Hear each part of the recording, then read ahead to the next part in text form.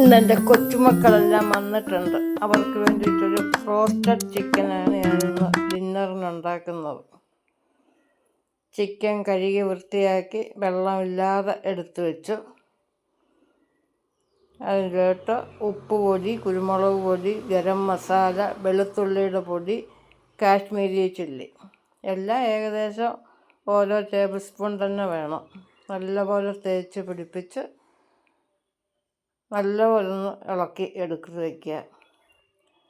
അതിലോട്ട് അരക്കപ്പ് തൈരൊഴിച്ച് നല്ലപോലെ വീണ്ടും ഇളക്കണം. തൈരൊഴിച്ചുകൊണ്ട് ചിലപ്പം കഷ്ണം മുങ്ങിക്കിടക്കത്തക്കവണ്ണം വെള്ളം കാണത്തില്ല. അതിന് ഞാൻ ശകലം വെള്ളം കൂടി ഒഴിച്ച് ആ കഷ്ണങ്ങളെല്ലാം നല്ലപോലെ അടച്ചു വെച്ച് ഇനി അതൊരു 5-6 മണിക്കൂർ ഇരിക്കണം. ഫ്രിഡ്ജിലോട്ടങ്ങ് വെച്ചു. ഇനി അത് മിക്സ് ചെയ്യാനുള്ള പൊടി വേണം. മൈദ, കോൺഫ്ലവർ, ഉപ്പ് പൊടി, മുളക് പൊടി, പെപ്പർ പൗഡറ്, ഗരം മസാല, വെളുത്തുള്ളിയുടെ പൊടി ഇത്ര ഞാൻ പൊടിക്കകത്തിട്ട് നല്ലപോലെ ഇളക്കി വയ്ക്കുക. എല്ലാ കഷ്ണങ്ങളും ഇടാൻ ഒരു 3-4 കഷ്ണം നമുക്ക് ആദ്യം ഇടാൻ പറ്റുന്ന രീതിക്കുള്ള കഷ്ണം എടുക്കുക. ഈ പൊടി കുറച്ച്, എല്ലാ പൊടിയും ഞാൻ ഇട്ടില്ല. ഞാനൊരു വലിയ പാത്രത്തിലോട്ടിട്ട് പൊടിയിട്ടങ്ങ് ഇളക്കും.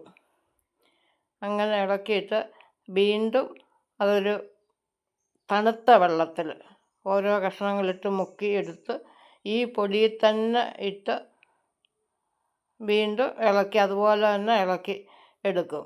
ആദ്യം റൈസോട്ടിലിട്ട് മാറ്റി വെച്ചിട്ട് വീണ്ടും ഈ പൊടിയിലിട്ട് ഇളക്കി ആ പൊടി നല്ലപോലെ പിടിക്കണം.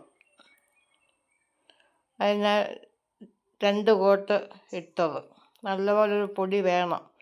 പിന്നെ ചൂടായി കിടക്കുന്ന എണ്ണയിലോട്ട് ഓരോ പീസും ഇടുക. വലിയ തീ വേണ്ട, ഒരു മീഡിയം സൈസ് തീ മതി. ഇളക്കി തിരിച്ച് മറിച്ച് ഇടുക.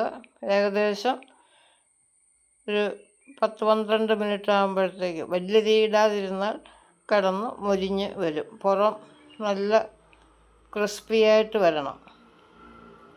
അപ്പോഴത്തേക്ക് അകവും റെഡിയാകും. ഈ പരുവത്തിൽ എടുക്കുക. വീണ്ടും ഞാൻ ഒന്നുകൂടെ അതുപോലെ തന്നെ നേരത്തെ പൊടിയിട്ട് ഇളക്കി വയ്ക്കത്തില്ല. ഇടാറാകുമ്പോഴേ പൊടിയിട്ട് ഇളക്കി വയ്ക്കാവുള്ളൂ. വീണ്ടും അത് മൂപ്പിച്ചെടുക്കുക.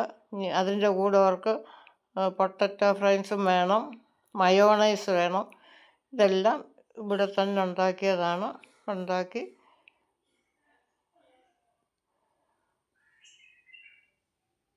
അവർക്ക് ഇഷ്ടമുള്ള രീതിയിൽ ഞാൻ കൊടുത്തു. ഇതുപോലെ എല്ലാവരും കൊച്ചുമക്കൾക്കൊക്കെ ഉണ്ടാക്കി കൊടുക്കുക.